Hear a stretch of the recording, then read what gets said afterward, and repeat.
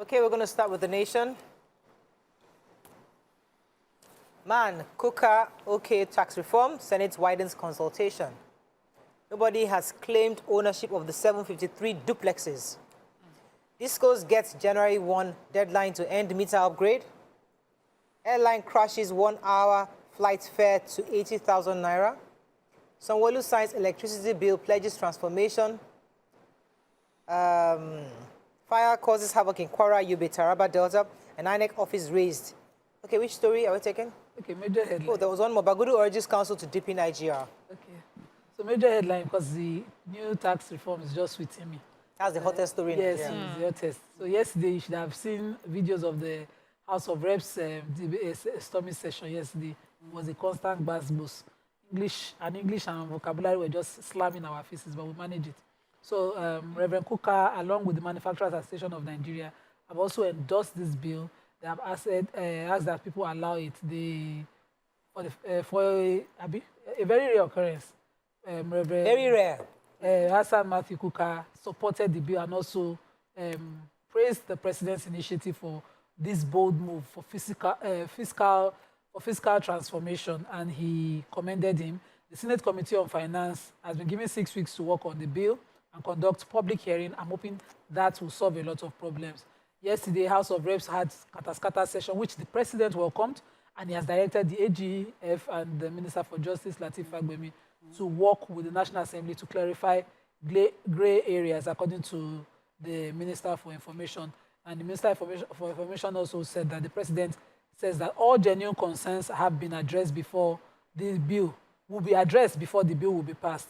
Welcome the robust debate. He said the nationwide debate is welcome. He's not worried about it. Yeah. He knows that it will clarify all fears. The Manufacturers Association of Nigeria, which we thought, according to what they said, will be affected by the bill, also are in support of the bill. The Director General of the association, Segun Ajayi Kadir, said that this third quarter economic report, that the bills are meant to restructure and streamline tax processes, establish a unified revenue service, and simplify financial obligations for businesses and citizens. The people that are talking, what are you still talking? Anyway, well, I think we still need to help in that conversation, because usually Nigerians don't understand these things until your view discusses it. So we're going to bring in one of our guests to help us also break it down so that the average Nigerian understands, because it benefits the average, even the below the average. It benefits Nigerian, but it taxes the rich.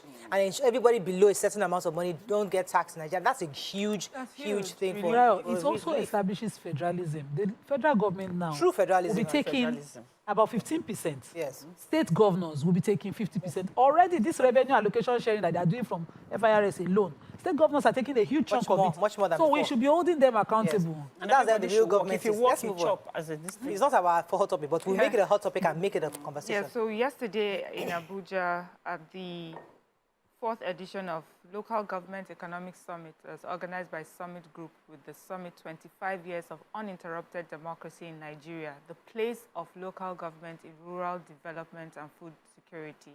We had the Budget and Economic Planning Minister, Abubakar Atiku Bagudu, who has advised local government administrators to stop depending on federal allocation to fund programs and policies.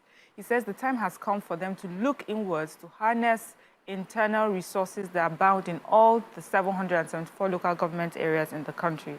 As we remember, he was former governor of Kebbi State, and he also recalled how he leveraged rice and cassava when he was Kebbi State governor to change the fortune, of the state. The Kano State governor also said that local governments are uniquely positioned to identify the challenges of those at the grassroots, as well as proffer solutions and addressing the same. The former Kebbi governor, also continued. He says that local governments should learn to use comparative, that they, first of all, that they have various resources in their domains. They should use comparative advantage of such resources to boost their IGR. And so many good things, were said. And I love that conversation, charging local government to look inwards, stop depending on states, federal and state allocation. There's so many things right within the grassroots that you can leverage on and change, the economic situation at the grassroots. And I hope that they hear us. So I bring great tidings. Nigeria's oldest carrier, Aero Contractors, altered the stakes in the industry yesterday when it introduced a new airfare to trigger competition for the projected spike in passenger traffic for this season. You know, they rolled out the 80,000 naira one-way offer for its passengers, and this is going to be ongoing until the end of January. Wow, yes, this is fantastic. So it covers their 9 routes, which includes Lagos, Abuja, Port Harcourt, Benin, Asaba, Sokoto, Yola, Calabar, and Kano. So this is a time to go book your tickets. Other carriers are charging not less than 110,000 naira for one-way tickets. And they also said that the management of the airline have thought through the business strategy for rolling this out to make sure that its cost recovery and sustainability has been applied to it. So that's what happens in the private sector. People compete, pricing different things used to. So that's what we're hoping to get in petrol eventually. So I'm happy about that. We'll see how that goes. In that story, I was going to take the discos. So yesterday, the federal government told the discos that they have till January 1. Giving them an ultimatum to complete all their standard transfer specification. That's the meter upgrade they said they wanted to do. The NERC yesterday, the Nigerian Electricity Regulatory Commission, gave the deadline yesterday, threatening to sanction any errant operator. They mentioned this on their NERC, on their X handle. It's vowed to impose penalties of any defaulting discos.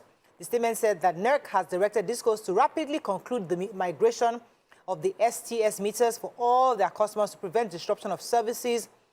During the Q4 meeting, the Commission warned that daily penalties will be imposed for each meter not migrated by January 1, 2025. So we're hoping they comply, because this meter upgrade has been going back and forth for a while, and it's the reason why the government was saying that they must not charge the Nigerians for the upgrade. They must have to incur that cost on their own. But we'll see how that goes. Any other story in the nation? Moving on quickly to the Punch. Tax reform, Tinubu orders review as protests persist in National Assembly. NLC slams Nwufuru as Akwa Ibom joins strike and Kaduna withdraws. Air passengers lost over 19,000 luggage in 6 months, says federal government. Owa Obokum, about birthday ceremony, Adeboye Tips brother-in-law as next monarch. Ekiti CP defends Faro Timi's arrest in Lagos, alleges cyberbullying and defamation. Reps order suspension of CBN mass retirement, 50 billion naira payoff. Emefiele cronies acquired 753 duplex estates with forex kickback, says EFCC. You have called me. And 80 billion naira court orders former AMCON MD's arrest. Okay, let's go on. Let's see how much minutes we have. Is there time? Go ahead, take one story. Okay. If you take a story, we'll be right back. Let's go on a break. We'll be right back. So you say would. Stay tuned. Your View will be right back.